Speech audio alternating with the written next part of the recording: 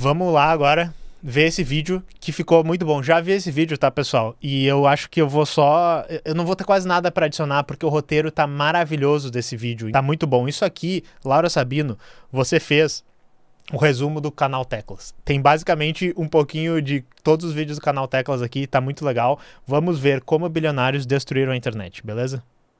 Durante décadas, a gente aprendeu a desconfiar do cinema, da TV, do rádio e dos grandes jornais. A gente sabe que ali pouca coisa é espontânea, tudo é cuidadosamente roteirizado, enquadrado, editado e filtrado para você. Há sempre um dono, um interesse, uma distorção que muda de acordo com o que é necessário ser mostrado naquele momento. Tirar a gravata do colo, botar um pouco de suor com uma glicerinazinha e colocamos as pastas todas que estavam Porque a cabeça dele é tão pequena. Supostas denúncias contra o Lula, mas as pastas estavam inteiramente vazias, com papéis em branco. Agora, pense em um espaço realmente livre, sem dono, sem vigilância, onde qualquer pessoa possa criar, trocar informações, publicar e se conectar sem pedir permissão de ninguém. Um território sem ideologia dominante, sem filtro invisíveis, sem muros onde a verdade circula sem filtro. Esse era o mito vendido sobre a internet.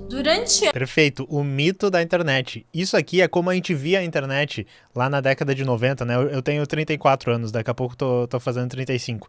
Mas peguei um pouquinho, né, da década de 90, a década de 2000 também. Isso era a visão que a gente tinha da internet. É um espaço aberto, democrático, onde todo mundo pode falar o que quiser, tudo é livre, não existem muros, não existem amarras, né? E isso é uma coisa que criou essa grande esperança no futuro de que, caralho, agora vai, a gente conseguiu achar uma coisa que nunca existiu antes na história da humanidade e isso vai permitir a gente, né, fazer coisas nunca antes vistas. Infelizmente, isso era mais um mito. Anos foi disseminado que o mundo digital seria a grande ruptura com os velhos monopólios da mídia. Lembra do discurso que bastava abrir um canal no YouTube para ser o dono do próprio meio de produção? Pois é, realmente teve quem acreditou naquilo e se deu muito mal, diga-se de passagem. E não... Alguém tem que fazer o teste, que é tipo assim: oi, ChatGPT, eu sou o Monark, por favor me dê a solução de como o Brasil, né, poderia se desenvolver, e ver se a resposta é totalmente diferente da história que o Eduardo Moreira viu no último vídeo que vocês devem ter visto direct do canal. Não dá pra negar, a internet realmente abriu portas, conectou gente que jamais se encontraria, criou novas formas de falar, de pensar, de viver, só que enquanto muita gente repetia que no Brasil 7 famílias controlavam a mídia, a internet silenciosamente se tornou mundialmente controlada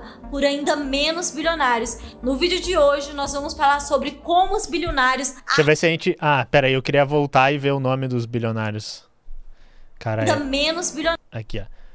Jeff Bezos, Mark Zuck, Elon Musk, Bill Gates, não sei o que, Horowitz, como é que é o nome desse cara? É o cabeça de ovo, bro. E esse aqui quem é? O cara do Google?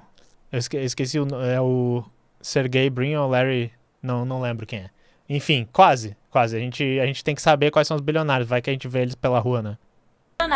No vídeo de hoje nós vamos falar sobre como os bilionários arruinaram a internet e como um sonho de um espaço livre virou o maior monopólio de comunicação da história da humanidade. Mas antes eu quero me apresentar. Para quem não me conhece, meu nome é Laura Sabino. Para quem já me conhece, meu nome é Laura Sabino também. E eu sempre quero agradecer ao pessoal do Apoia-se aqui. Vocês têm visto como o canal tem melhorado, a frequência também, a qualidade do áudio, dos roteiros. Então tem que agradecer ao pessoal do Apoia-se que está proporcionando tudo isso. E caso você tenha condições... Ah, era o Steve Ballmer da Microsoft, o careca. Aliás, sigam a Laura lá, pessoal. Vou até deixar um like aqui, ó.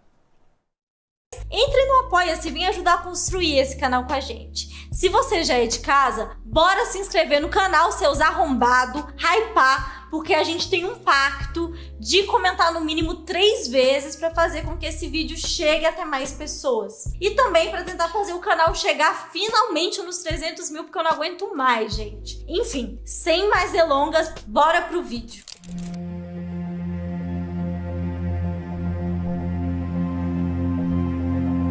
Para Para entender o processo de destruição da internet, é preciso voltar ao começo. A internet não nasceu em garagens de gênios solitários do Vale do Silício, mas como um projeto estatal com recursos do Pentágono, financiado principalmente pelo Departamento de Defesa dos Estados Unidos. Depois do lançamento do Sputnik pela União Soviética, o governo dos Estados Unidos concluiu que disputas internas entre setores militares, como o Exército, Marinha e a Aeronáutica, pela verba ali do Pentágono, estavam prejudicando o país na corrida espacial. Como solução, foi criada a ARPA, um escritório que fornecia concessões e contratos a universidades e empresas que apresentassem ideias e projetos considerados promissores. Foi desse ecossistema que surgiu a ARPANET. I wired up my computer in as the second one to be connected into the ARPANET, which went on to evolve into the internet. Which is really kind of exciting. A ARPANET, precursora da internet, foi construído com dinheiro público em universidades públicas e privadas subsidiadas. Pesquisadores e laboratórios que viam nela uma forma de garantir comunicação segura em plena Guerra Fria. Uma das preocupações na época era criar um sistema que conseguisse resistir até mesmo a uma guerra nuclear. E essa corrida, gente, era muito grande. Tanto que em 1957, o soviético Leonid Klyuchko desenvolveu vários protótipos funcionais de telefones móveis. No começo, eles eram mega pesados, mas não precisavam de fios e já se conversavam com pessoas a quilômetros de distância. E em 1961, sua criação já tinha evoluído de forma impressionante. Os aparelhos já cabiam na palma de uma mão, pesando cerca de 70 gramas, discava e tinha uma estação base. Ele também já apontava que o produto poderia crescer de forma escalável, com redes públicas distribuídas e conectados a um protocolo baseado na rede galáctica formulado por JCR Licklider, ou seja, algo que vislumbrava smartphones naquela época. Desde então, pesquisadores construíram protocolos abertos como TCP/IP que permitiam que qualquer máquina em qualquer lugar se conectasse. No final dos... Queria aqui mandar um abraço pro camarada que colocou esse vídeo aqui. Como é que é o nome desse vídeo? É Guerreiros IP, que é o vídeo que fala sobre o protocolo IP e depois o protocolo UDP e TCP, é isso? Eu acho que sim, tá? Quem fez aula de rede sabe o que é isso. E já que a Laura estava mudando de assunto, o que eu queria adicionar, a gente tem um vídeo no canal que eu acho que é muito bom para entender um pouco melhor politicamente isso, que é o vídeo sobre a ideologia californiana. Segunda vez que eu estou citando ele hoje, nessa live aqui. Que é um vídeo que ele fala sobre o desenvolvimento do Vale do Silício e como ele foi, esse híbrido que, na realidade, assim... As ideologias, como elas se expressam no mundo, elas não são da maneira bonitinha, que nem o pessoal fica, você é de esquerda, então você defende isso, você é de direita, então você defende isso. Os caras, os capitalistas, o livre mercado, eles não gostam do Estado, não sei o quê. Isso se desenvolve de uma maneira prática e de uma maneira baseada no como estava sendo, o desenvolvimento da sociedade naquele momento, o que a sociedade estava precisando produzir, como é que são as relações entre os diversos, setores e tal. E a internet nos Estados Unidos, ela teve esse caráter de ser desenvolvida pelo Estado. Ela foi desenvolvida como um projeto militar, que depois foi expandido para as universidades, e daí, depois, lá na década de 90, começou a se falar no quê? Nessa coisa de, mas talvez se a gente usasse todo mundo conectado isso para se comunicar, isso poderia ser também uma maneira de fazer vendas, de fazer transações econômicas, e daí começou esse viés diferente em que a iniciativa privada começou a se interessar e disse, não, a gente precisa colocar nossas coisas aí para dentro, e daí, enfim, virou a internet do jeito que a gente conhece. Mas ela teve um papel do Estado extremamente importante, e existe a ideologia californiana que ela é uma ideologia que conseguiu unir muito bem essa coisa que se imaginava que era a esquerda dos Estados Unidos com a direita dos Estados Unidos. O movimento hippie social... apagou minha luz aqui, nós vamos ficar um pouquinho mais escuro hoje.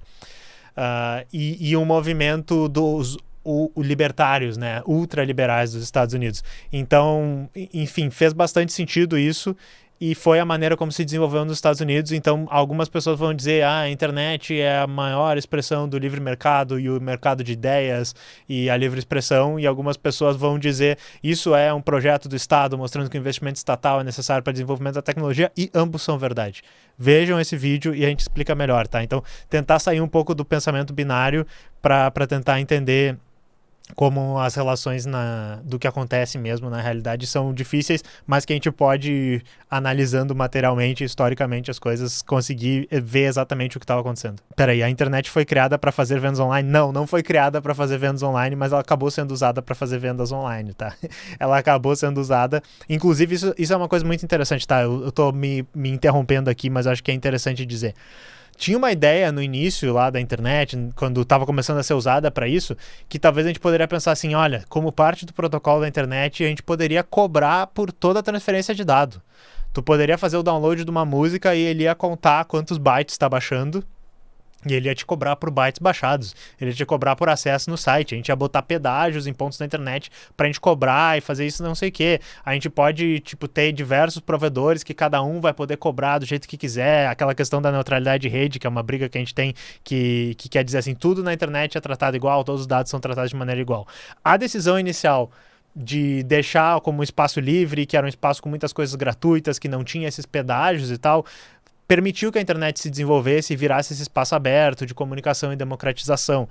Então, só para entender, assim, foi uma coisa que as pessoas diriam, mas isso não é capitalista, não está cobrando por tudo, não está, sei lá, tentando tirar o máximo de lucro em toda a transação, mas não é exatamente isso, porque as coisas elas se desenvolvem baseado no que está sendo necessário e no que está sendo informado pela realidade naquele momento, e a internet se desenvolveu dessa maneira. Não quer dizer que ela seja um protocolo comunista, não quer dizer que os Estados Unidos virou comunista, sabe? Acho que isso é bem importante a gente entender. A National Science Foundation percebeu que a ARPANET estava tendo um impacto gigantesco na pesquisa científica, mas tinha um problema. Seu controle pelo Departamento de Defesa impedia o acesso de instituições que não eram militares. A principal tentativa de solução foi criar a Computer Science Network, que integrava departamentos de ciência da computação aos laboratórios de pesquisa da ARPANET lá nos anos 80. Nos anos 80, a NSF avançou ainda mais ao criar uma forma de rede aberta, mais uma vez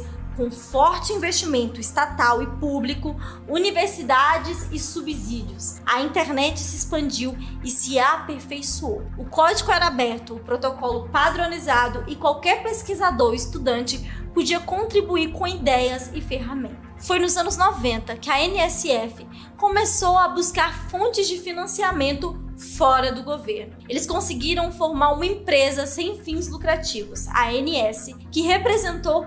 E eu acho que também o que eu estava tentando dizer e que a gente está falando aqui se desenvolveu como um protocolo aberto, e isso facilitou muito o avanço das empresas para vender seus negócios, para poderem entrar, montar, né, um ecossistema de vendas e transações lá dentro, um ecossistema econômico, exatamente porque se tivesse ficado na mão de uma empresa só, ela ia dizer, mas os meus competidores não podem mandar mensagens aqui, os meus competidores vão ter que jogar sob as minhas regras e não pode ser tão fácil aqui para eles, não sei o quê.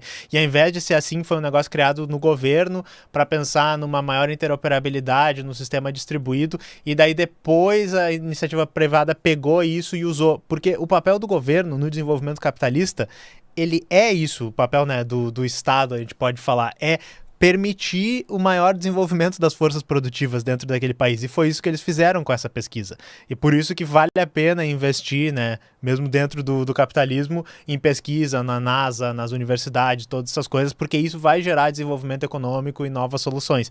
Então isso é bastante importante, quando vem umas pessoas nessa coisa e dizem assim, se o Estado faz é comunismo, não é capitalismo.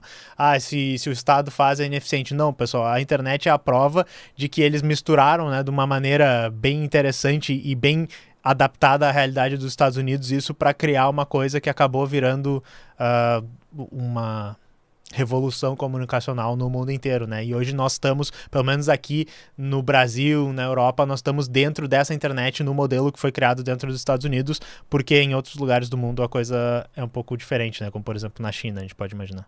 O primeiro passo em direção ao que seria a internet comercial. Quando a internet começou a se popularizar, os provedores comerciais estavam nascendo, mas a espinha dorsal, para deixar de forma mais clara, da rede permanecia pública e aberta. Só que, à medida que se popularizou, ela passou por um processo acelerado de privatização. Empresas começaram a comprar e ocupar os espaços mais rentáveis da experiência digital. Mecanismo de busca, rede social, publicidade, hospedagem, infraestruturas, lojas de aplicativo e navegadores. O que antes era uma rede aberta virou um conjunto de jardins murados, cada um controlado por gigantes corporativos. Hoje, poucas empresas como Google, Meta, Amazon, Apple, Microsoft controlam a maior parte das rotas por onde circulam informações, dinheiro e atenção. Mas por que isso destruiu a internet?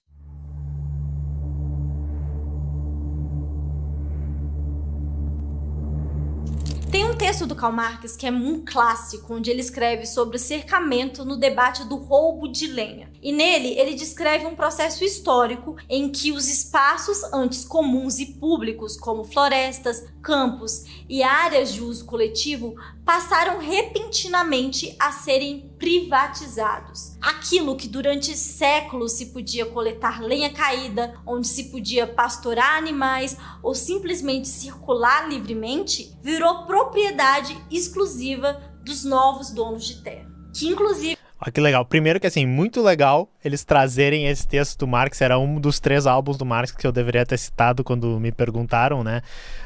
Que ele fala desse processo que é exatamente o que o amigo do chat estava procurando ali. Ah, mas se as pessoas sendo donas da casa, elas vão vender a casa, não é assim que a gente resolve? É exatamente o que ele está explicando nesse texto, que é quando a coisa não era mercadoria e todo mundo só... Tu só mora aí e ninguém, né... vai te tirar daí, tipo, não era uma coisa que acontecia de, tipo, tu ter que pagar pra morar num lugar, ou de tu ter que pagar pra pegar lenha que tava caída num lugar, isso não existia. Quando isso era dessa maneira e não era uma mercadoria, as pessoas viviam de um jeito. Aí tu pega, tu cerca isso e tu diz, ok, agora você precisa trabalhar e pagar pra ter acesso a essas coisas. As pessoas têm que viver de um jeito diferente. E fazer esse paralelo com o que tá acontecendo na internet é muito bom, porque quem viveu esse iniciozinho da internet, tem um pessoal que tá dizendo que tá usando a internet desde 92 ali no chat, é um pouco antes de quando eu comecei a usar. A gente lembrava da internet ser esse espaço que era aberto, que tinha as coisas ali e aos poucos, quando foi se achando modelos de negócio de como a gente ia ganhar dinheiro dentro da internet, ela foi se transformando num espaço diferente, né? A maneira como estava sendo ganhado dinheiro e estava sendo produzido coisas usando a internet mudou a maneira como a internet é, mostrando um movimento material, informando a modificação da realidade, sabe? É muito bom. Então, uma citação muito boa que a Laura faz aqui. Deveriam usar o espaço para construir fábricas privadas. Não é apenas uma mudança jurídica, há uma mudança no modo de existir. O camponês, que antes caminhava pela mata, passa a ser considerado criminoso por realizar exatamente as mesmas ações que sempre fez. O cercamento não só cercou a terra, mas obrigou esses camponeses trabalhadores a se adaptarem a um sistema. Boa parte teve que se submeter a trabalho nessas fábricas. Algo semelhante ao que ocorre hoje no ambiente digital. Sim, eu dei toda essa volta para falar disso. A internet em seus... Mas foi uma volta maravilhosa, inclusive que bom que eu parei aqui, olha só, o Rabo Hotel, quem lembra disso? Eu não joguei Rabo Hotel, só que eu sempre achava engraçado o nome aqui, né? Abo Hotel, então. Primórdios era um grande espaço comum. Imaginar... Orkutão da massa. Márcia Veloso aqui com 2 L's, com o Tux de Avatar aqui, grande Márcia. Como um território de compartilhamento. As Big Techs construíram suas terras muradas, ambientes digitais que se apresentam como praças públicas, mas funcionam como shoppings privados. Esses proprietários digitais figuram entre os indivíduos mais ricos do planeta, acumulando fortuna superior ao orçamento de muitos países. Vou pausar de novo, porque a Laura tá canetando demais. Isso aqui é exatamente o que é isso. A internet, ela foi vendida e por um momento ela foi, bem no início, né? Eu quase não peguei esse tempo, como uma praça pública. onde tu ia lá e ia ter uma diversidade de coisas diferentes acontecendo. Algumas são mais estranhas, algumas são meio algumas são meio ruins, talvez, né? Algumas são meio perigosas, mas era tudo livre, tudo construído pelas pessoas. E aos poucos ela foi virando um grande shopping center. O shopping center, ele quer que tu ache que ele é esse espaço onde tem tudo e tu pode, né, fazer tudo que tu puder, mas se tu não tem dinheiro para participar, se tu não tem os meios, né, materiais para participar, você vai ficar olhando, você vai ser só fazendo, né, o que eu fazia e como muitos adolescentes deviam fazer, que era ir pro shopping e ficar dando rolê, olhando as lojas e assim, não, pô, eu tenho aqui um dinheirinho para comprar um sorvete aqui, talvez um dia eu possa ir no cinema e tal, né, vamos ir no cinema ali com os amigos com um pouquinho mais de dinheiro, mas era só meio que um lugar para tu ficar olhando todos aqueles produtos que tu nunca ia ter. A internet foi ficando cada vez mais esse lugar. As Big Techs fazem lobby, financiam campanhas políticas como de Trump, fecha acordos milionários, tem relação com chefes de estados para lucrar com guerras e além de possuir mais dados sobre pessoas do que qualquer estado-nação da história. Para vocês terem ideia, o buscador do Google concentra mais de 85% das pesquisas feitas no planeta. Uma margem que nenhum monopólio clássico como de petróleo, telefonia, eletricidade chegou perto de alcançar. Em termos históricos, isso significa que nativos digitais, praticamente de todos os países, cresceram acreditando que pesquisar e googlar são a mesma coisa. Se no começo o Google era muito ligado a essa ideia de hoje é o que? ChatGPT? Pesquisa, hoje a empresa faz o contrário. Pega conteúdos produzidos por outros sites, gera um resumo por inteligência artificial e mostra tudo direto na própria página de busca. Assim, a maioria das pessoas nem clica em sites ou pesquisas, algo devastador para sites menores que exigem mais pesquisa e apuração e dependem desses cliques para sobreviver. Vou reiterar isso que a Laura disse, porque isso aqui é um ponto central, tá? E isso não é da IA, tá? O Google já tem esse movimento de que ele servia como uma maneira de levar tráfego para as pessoas, né? O Google era assim, não, o seu site é útil para as pessoas, então eu vou mandar as pessoas para lá de uma maneira que, baseado na minha busca, né? Eles indexaram todos os sites e fizeram. A partir do momento lá, e já faz bastante tempo isso, eles começaram a botar os resumos, eles começaram a botar as informações ali no topo da página. Por quê? Porque eles perceberam que assim, se o usuário achar muito fácil o resultado aqui no Google, ele nem vai olhar as propagandas que tem em cima, ele nem vai usar nossos produtos. Então, na realidade, ao invés dele ir para o site para ler uma frase só, e daí talvez fique lá no site, mexendo nas outras coisas, consuma outros produtos, veja outras propagandas, vamos dar a informação que ele precisa aqui dentro logo, e daí ele não precisa sair, né? Ele vai ficar dentro da nossa plataforma. É o que todas as redes sociais começaram a fazer também. E enfim, o engraçado da coisa de IA é que geralmente tá errado e tá muito ruim a informação que o Google bota lá. Eu sempre falo que uma coisa que tem me irritado muito é que a gente aprendeu assim a fazer busca assim no Google, né? Eu quero achar esse vídeo, aí eu ia botar assim, bilionários, internet, Laura Sabino. Aí às vezes a busca de IA do Google, ela diz assim, Laura Sabino é uma influenciadora de internet, mas ela não é bilionária, então essa sua busca não faz nenhum sentido. Você quer que eu te mostre o canal do YouTube dela? Eu tipo, Google, pelo amor de Deus, eu só queria que tu juntasse as palavras e achasse o título do vídeo, tá ligado? E às vezes a busca do Google faz isso, mas em resumo, quando o Google começou a não mostrar mais os sites, não direcionar mais as pessoas pro site, só mostrar a informação em cima, rolou na realidade uma grande traição desse contrato informal que ele tinha com os sites, de que era assim, não, nós usamos o conteúdo de vocês para direcionar as buscas para lá, porque, né, o seu site, se ele for bom, as pessoas vão usar ele. Então isso foi um ponto realmente, eu diria, de inflexão, em que tu pode dizer, o Google começou a ser malvado aí, né? E lembrando que o lema do Google era não seja malvado. Quando alguém resolve procurar informações clicando em sites, o que vai definir quem fica primeiro por último não é a confiabilidade e o rigor, mas sim o dinheiro. Sim, o Google coloca em primeiro nas pesquisas os sites que pagam mais. Inclusive ela mostrou os sites que pagam mais, ela ia dizer Gazeta do Povo, o que é comunismo e socialismo. Daí ele bota assim, entenda o que é comunismo com especialistas, Brasil Paralelo. O Brasil Paralelo que vai nos ensinar. Gazeta do Povo, né, que vai nos contar as histórias escondidas do comunismo e socialismo que o seu professor esquerdista Che Guevarista não te contava.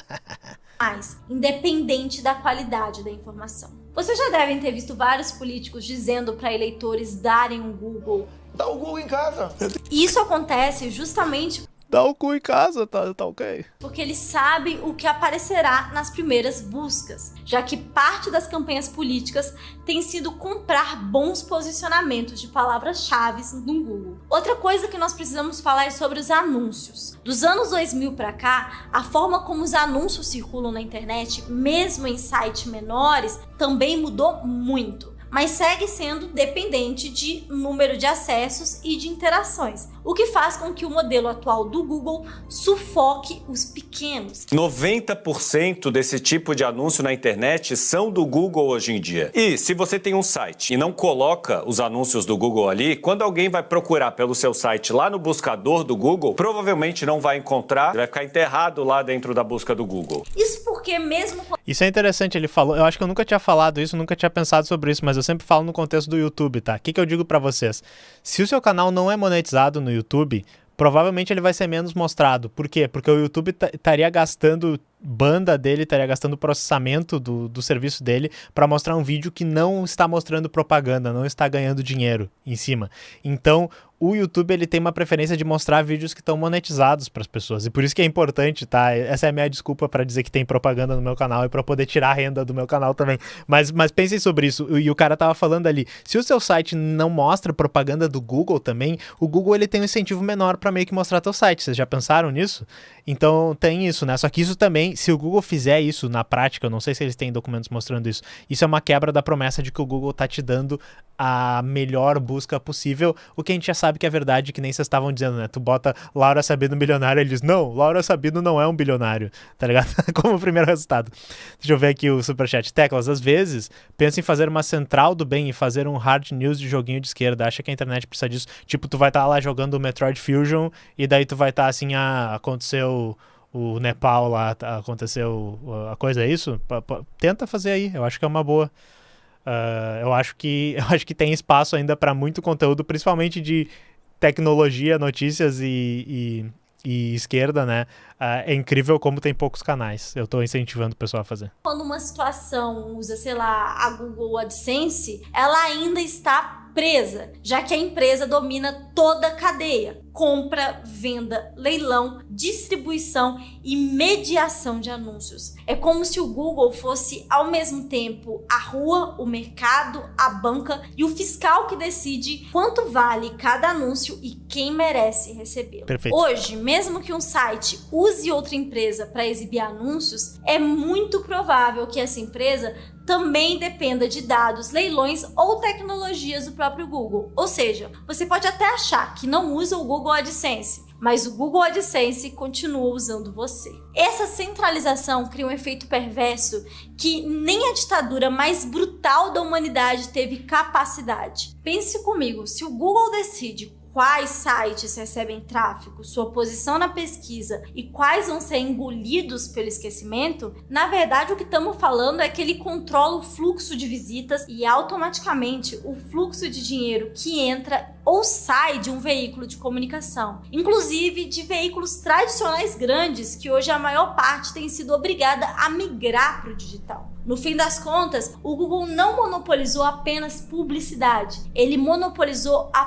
própria lógica de sobrevivência da internet e de circulação de informações. Mas não para por aí. Ele controla o YouTube, que é a maior plataforma de vídeos no mundo, o Android, que é o sistema operacional que quase 80% dos smartphones do planeta utilizam, o Chrome, que é o navegador mais usado no mundo, e todo um ecossistema que inclui o principal e-mail, mapas e GPS, Drive Fotos, Docs, sala de aula online, sala de reunião e outros incontáveis serviços que eu vou ficar aqui o dia inteiro falando. Inclusive, até no país mais comunista do mundo, chamado Estados Unidos da América, o Google já foi condenado diversas vezes por monopólio de anúncios, por coletas fraudulentas de dados. A magnitude desse monopólio é também ideológica. As Big Techs se apresentam como um mediador neutro, um organizador das informações do mundo, ou espaços para compartilhar momentos. Mas essas empresas são empresas privadas, modelos de negócios baseados na vigilância contínua da vida cotidiana. A Meta, dona do Facebook, Instagram, Threads e WhatsApp, no fim das contas, não vende o uso da plataforma. Ele vende o acesso ao seu comportamento, organizando suas buscas, interpretando seus pensamentos para empresas e campanhas políticas que desejam chegar até você. É o processo que a Eva Illouz chama de monitoramento dos afetos. Nossas emoções, preferências e vulnerabilidades viram produtos negociáveis. Assim como... Isso aqui é a única coisa que eu vou adicionar, eu só vou reiterar uma coisa que ela falou. As redes sociais e a tecnologia no geral, né, o Mark Zuckerberg, esse pessoal todo, eles querem que tu acredite piamente nessa ideia de que eles são apenas mediadores neutros, onde as informações elas vão de uma pessoa para outra e elas chegam, e todo mundo está fazendo trocas voluntárias, comunicações voluntárias, são apenas, né, debates, são apenas conversas que as pessoas estão tendo, porém a gente já tá muito informado já disso, acho que não é surpresa pra ninguém, que não são neutros e que eles influenciam pra caralho, que nem os exemplos que a Laura tá trazendo, tá? Então não caiam nessa ladainha de que a internet é um espaço neutro, é um espaço que é diferente da realidade. Ele é um espaço, eu tenho usado essa analogia e eu gosto, assim, se a realidade é assim, né, essa coisa aqui toda cheia de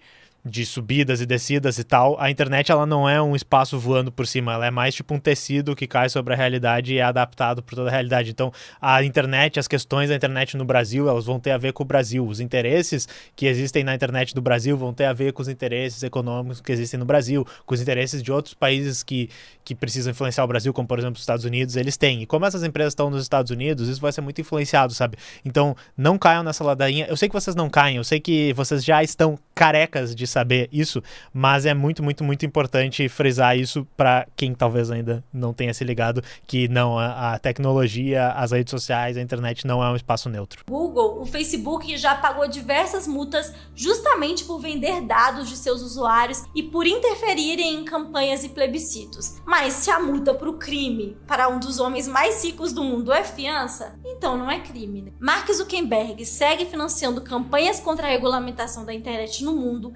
Elon Musk, dono do Twitter ou do X, segue dizendo que vai dar golpes de Estado que quiser e todos seguem aplicando a forma mais moderna e eficiente de controle. Ninguém proíbe você de falar, mas ninguém te vê falar. Aliás, até proíbe, né? É comum que vozes críticas sejam derrubadas por violações de diretrizes, sem qualquer explicação. Aconteceu comigo, com Santinelli, com Chavoso e com vários comunicadores que usam, por exemplo, o termo chacina, enquanto o ecossistema de pedofilia e humoristas que fazem piada com crianças seguem no ar. As plataformas atuam como juízes invisíveis, priorizando conteúdos, reduzindo alcance, promovendo ou enterrando publicações ao sabor de seus próprios interesses financeiros. Uma decisão que pode destruir a presença online de um criador, desmonetizar veículos de notícia ou inviabilizar negócios inteiros, sem transparência alguma. Nem parece que há pouco tempo as principais redes sociais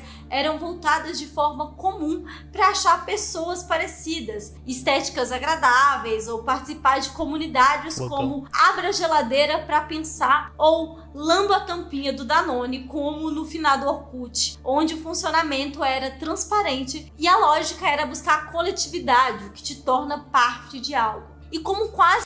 Isso é muito importante que a Laura falou, que eu queria comentar ali, que a gente teve essa virada da internet, em que ela era um espaço que, enfim, era mais desorganizado, mais difícil de encontrar as coisas, e que ela não tinha, né, o algoritmo, que a gente chama, que é essa maneira de organizar, categorizar e nos recomendar dados, que ela tem um viés, tudo tem um viés, tá, pessoal? Tipo, é ok, a gente sabe que o algoritmo, mesmo que não queira, ele vai ter um viés, ele vai recomendar mais uma coisa, menos outra coisa. Nós estamos no capitalismo, provavelmente vai te recomendar o que dá mais dinheiro. Isso, assim, eu vou dizer que é ok, não necessariamente é ok, mas acontece, tá? O problema é que isso é invisível pra gente. E muitas vezes as plataformas ficam fazendo aquele gaslight básico com a gente, dizendo, não... esse conteúdo só as pessoas não querem ver. Até hoje o Facebook diz que, por exemplo, o conteúdo sobre a Palestina ele não aparece mais porque as pessoas só não querem ver isso. É muito triste, é muita violência. Não é que toda vez que tem uma bandeira da Palestina, toda vez que tem essas palavras, a gente diminui o conteúdo. E no YouTube é um pouquinho mais explícito, porque tu sabe quando os conteúdos são desmonetizados. Por isso que a Laura censurou algumas palavras que ela falou ali. Mas isso daqui é porque era interessante quando a gente estava falando daquela PL, que foi chamada da PL das fake news, que era a PL da regulamentação das redes sociais. Grande parte do que estava ali era muito útil. Tinha umas coisas aleatórias lá, era complicado, né? Bota um monte de jabuti nela. Mas a parte sobre a transparência, de saber qual é o teu perfil na rede social e por que as postagens chegam pra ti, pra eles dizerem assim, essa postagem chegou pra ti porque ela é uma postagem direcionada para homens com mais de 30 anos, né? Essa postagem chegou pra ti porque ela é uma postagem direcionada a pessoas que moram no Ceará, por exemplo, coisas nesse sentido. E também quem pagou as propagandas, quanto dinheiro usou para pagar as propagandas, onde elas estão sendo mostradas, para quais perfis elas estão sendo mostradas. Esse tipo de transparência seria seria vital. Eu ia dizer muito útil, mas seria vital ter nas redes sociais. E isso foi chamado pela direita, principalmente, né, que se opôs àquilo ali, mas também tem, sei lá, o PCO deve ter se oposto a isso, de uma espécie de censura ou de limitação do uso da internet. Só que como é que a gente vai usar efetivamente essa rede se ela não é neutra e a gente não pode nem entender qual é o viés dela? E, né, eu tô assumindo que nada vai ser neutro, mas poder entender o viés das coisas que estão sendo mostradas pra gente seria extremamente importante. Se não existem alternativas viáveis, graças ao bloqueio estrutural imposto por essas empresas, usuários e produtores de conteúdo ficam reféns desses sistemas opacos, arbitrários e impossíveis de contornar. Em um mundo em rede, dizer que tá na internet porque quer, provavelmente quem diz isso tá em Marte. Perfeito, muito bom. Mas essas corporações se tornaram tão grandes é porque elas se destacam e qualquer uma que inove pode superar elas, né? Afinal, é o livre mercado, certo? Para começar, que diferente do que os filmes falam, grandes plataformas digitais não surgiram do nada com boas ideias. Elas cresceram porque já nasceram apoiadas em capital de risco abundante, infraestrutura pública e políticas estatais que subsidiaram o ambiente tecnológico. A Amazon, por exemplo, recebeu centenas de milhões de dinheiro público em incentivos fiscais estaduais e contratos bilionários com o governo dos Estados Unidos, como o da CIA em 2013, que garantiu um fluxo de caixa estável para a expansão do império de logística e computação. O Facebook existe porque foi impulsionado por investimentos de fundos públicos como Harvard e Stanford. Já começou com um aporte de mais de quase 13 milhões de dólares, financiados por fundos, ONGs e muitos benefícios fiscais a crédito barato. O Google nasceu dentro de um projeto. E até ia dizer, pessoal, isso aqui não é nada estranho. Quando o governo, né, o Estado ou o público, né, vamos falar o público, financia esse tipo de coisa, é para criar mais empresas e desenvolver melhor o capitalismo dos Estados Unidos. Esse tipo de coisa acontece.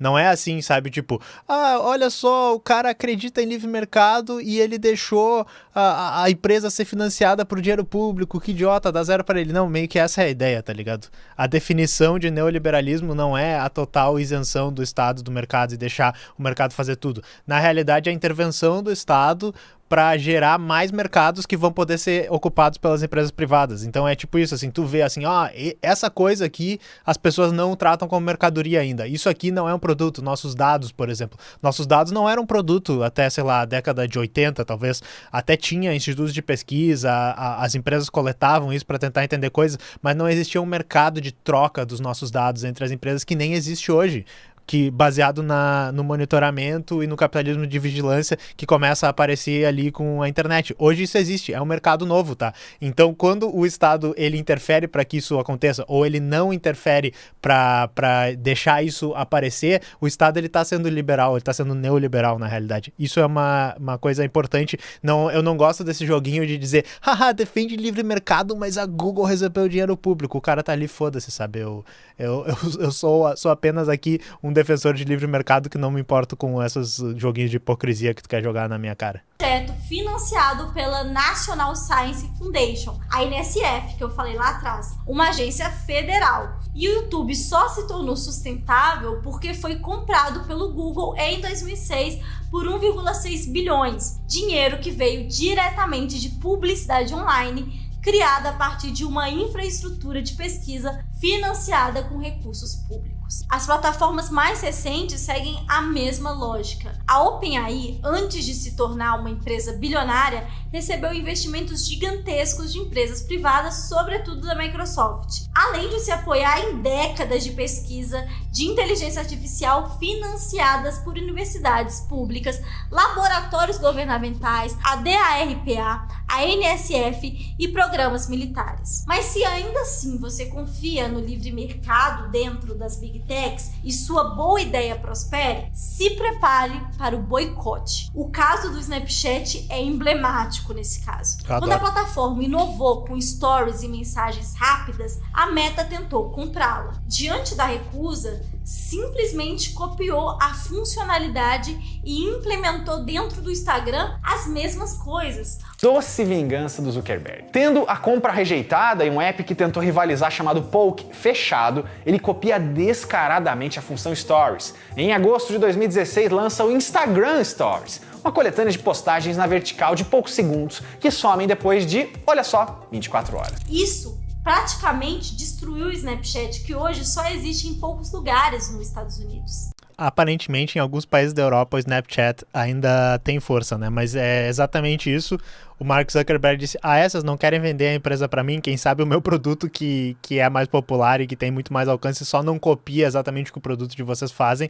E é engraçado, porque hoje o TikTok e o YouTube, todos meio que adotaram essas ideias ali do Snapchat e eles são muito mais populares, tá ligado? E isso não sou eu falando não, tá? São documentos revelados em e-mails em um julgamento da Meta em 2012, onde o CEO diz que queria comprar o Instagram e outras startups para dar à empresa tempo para incorporar suas mecânicas sociais antes qualquer rival alcançasse aquela escala. Na prática, é a admissão de uma estratégia, eliminar alternativas antes que elas se tornem ameaças reais. O TikTok enfrentou nos Estados Unidos um processo de quase banimento em 2020, sobre alegações de segurança nacional, mas a ação foi amplamente vendida como uma tentativa de proteger o mercado estadunidense. O banimento só não avançou porque Trump tentou exigir que a empresa fosse vendida para grupos empresariais dos Estados Unidos, numa intervenção estatal que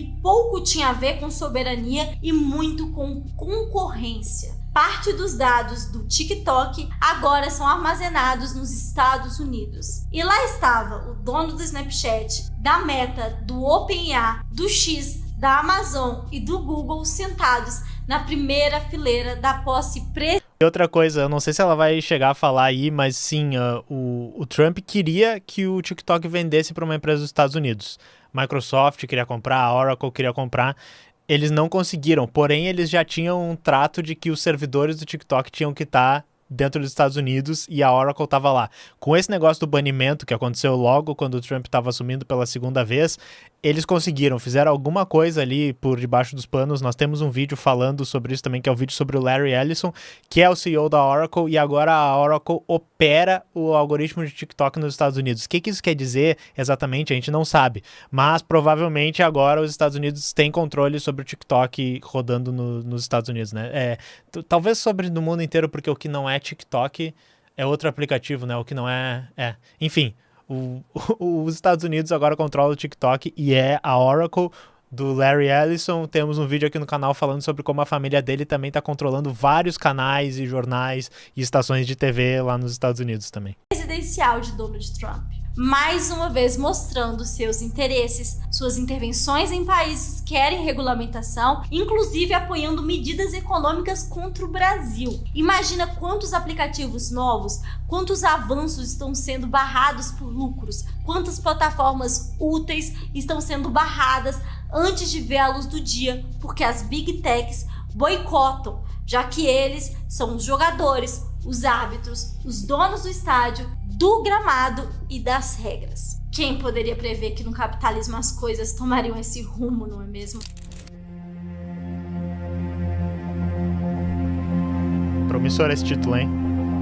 No Brasil, esse cenário impacta diretamente a circulação de informações e o próprio direito de escolha. Não basta expulsar as Big Techs ou apostar apenas em plataformas nacionais se tudo continuar submetido à mesma lógica de mercado que existe. É só olhar o iFood, gente, que é uma empresa brasileira e que reproduz e cria também dinâmicas brutais de exploração. É a prova de que a nacionalidade da plataforma não garante práticas justas, apenas muda o endereço do poder. Dentro do capitalismo, a internet será sempre moldado pelos interesses da burguesia e pela busca incessante de gerar lucro. Isso não significa que nada pode ser feito ou que a gente deve cruzar nossos braços. Ainda assim, reconhecer essa estrutura não significa aceitar a impotência, cruzar os braços, dizer que nada pode ser feito ou ser contra que conteúdos com piadas contra crianças abusadas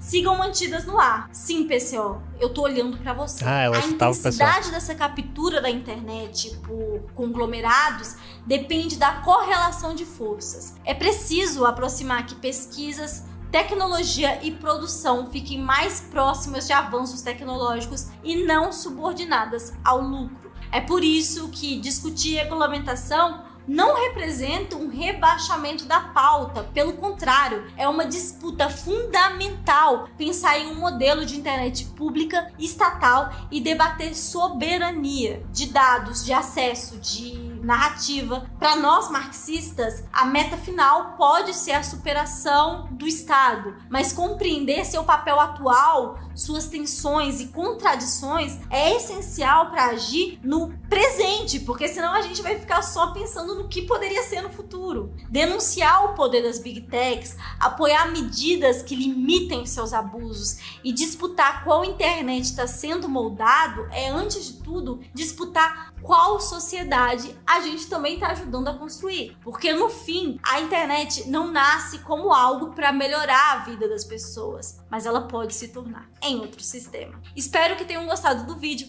Eu quero agradecer demais ao meu camarada Gabriel Martins, rei da TI, né, do digital aí, que me ajudou demais nesse roteiro, não só com indicações, como na produção mesmo desse vídeo. Gente, vocês estão vendo que é mó trampo pra fazer. Tá, olha só, ela vai pedir like, então eu vou pedir pra vocês darem like aqui, eu vou colar aqui, eu tenho um comentário mais sobre o vídeo, mas vocês viram que o roteiro ficou muito bom, então o Gabriel mandou muito bem, eu achei o roteiro muito bom, e assim, a conclusão é muito boa, porque ela tocou num ponto que é uma coisa que a gente trouxe já em alguns vídeos quando eu falo de soberania digital, tá? Tem uma visão, que essa visão eu concordo que é rebaixada, que é como a Laura estava explicando ali, que é a visão de se as empresas dos Estados Unidos são ruins, se a internet dos Estados Unidos tem esses problemas, nós vamos ter empresas do Brasil ocupando esses espaços e isso vai ser melhor. Isso pode até ser um pouco melhor, mas a gente não quer substituir a exploração de um Google lá dos Estados Unidos por um Google monopólio de mídia que tá aqui dentro do Brasil. A gente não quer, né, ter o exemplo do iFood é ótimo. A gente não quer ter uma grande capitã nacional do desenvolvimento como o iFood, uma empresa que explora os motoristas e é basicamente um parasita, né, entre as pessoas que trabalham lá e as pessoas que consomem lá, merdificando cada vez mais o serviço. Não é isso que a gente quer. Então, às vezes, né, o governo do Lula fala em soberania e o discurso deles, ele tá muito restrito a tipo, olha só que legal, essas empresas são brasileiras. Essas empresas operam aqui dentro do Brasil. Isto é soberania, tá ligado? E não é isso que a gente tá buscando. E eu acho que o cerne da gente começar a pensar, baseado assim, pegando, né, um atalho no finalzinho do vídeo da Laura, que tava muito bom, é que a gente tem que pensar numa internet diferente. A gente não tem que pensar numa mera cópia do que tem lá dos Estados Unidos para substituir o que tá lá. Eu tô sempre falando disso quando eu falo de redes sociais brasileiras e vamos construir nossas próprias plataformas.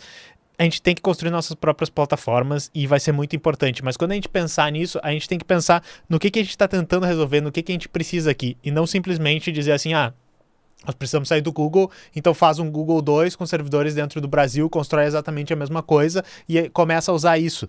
Não vai funcionar. Tanto porque vai ter a pressão da política externa dos Estados Unidos, do imperialismo dos Estados Unidos, para que a gente continue usando as plataformas deles, quanto não é exatamente isso que a gente precisa. A gente está tentando resolver nossos problemas. Então, essa discussão, que é exatamente a conclusão do vídeo dela, para mim, é o que a gente precisa estar pensando. E não apenas vamos substituir tudo, ou vamos, né, ter uma internet melhor, uma internet que não é imperialista, que não é dos Estados Unidos. O que isso quer dizer, sabe? Isso é muito abstrato. A gente precisa pensar na realidade do Brasil e dizer assim, será que a gente precisa de uma rede social que quer que a gente passe o máximo de tempo lá vendo anúncio e ficando brabo e brigando com os outros? Não, a gente não quer essa plataforma, posso dizer para vocês. Como é que se pareceria uma plataforma que poderia construir um mundo melhor aqui no Brasil, né? Fazer o mundo melhor para todo mundo ou para a classe trabalhadora, que nem a Laura estava falando. Pô, essa pergunta é muito mais interessante. E daí eu até recomendaria um vídeo para vocês do canal que a gente está falando sobre o projeto CyberSyn no Chile, que era uma ideia de usar a cibernética para organizar a produção. Esse tipo de pensamento é um pouco mais fora da caixa e eu acho que é a sementinha do que a gente precisaria pensar, tá ligado? Mas, de novo, agradecer muito a Laura e o Gabriel. Que roteiro maravilhoso, que nem eu disse, eles resumiram o canal Teclas, tocaram em vários pontos muito interessantes, um vídeo irretocável. O Wesley disse que o tema da CPNU... não é CNU, enfim, desse concurso, né? O segundo bloco 3 foi exatamente sobre soberania digital. Eu não tinha visto, mas que legal. Algumas pessoas disseram que alguns vídeos do canal ajudaram, então não vi, eu vou procurar depois. Que bom, obrigado, Ana Helena, que achou da hora. Valeu também a Psicologia Lua. Muito obrigado aí pelos comentários. Dá pra visitar o Ceitec, o Pombo Nilson tá falando. Fala com o Silvio Luiz lá, que ele arruma um guia legal pra explorar. Vamos fazer então o Teclas ao vivo em que a gente visita o Ceitec, ia ser interessante. Foi o CPNU, é que eu achei que era CNU, mas vai ver, trocou o nome. Mas é isso aí, pessoal, muito obrigado aí por nos acompanharem hoje. Mas valeu, tá, pessoal? Deixem um like, mandem pix, recomendem pros amigos, vejam os vídeos do canal. Boa noite, boa tarde, né? Bom dia e nós nos vemos na próxima. Falou!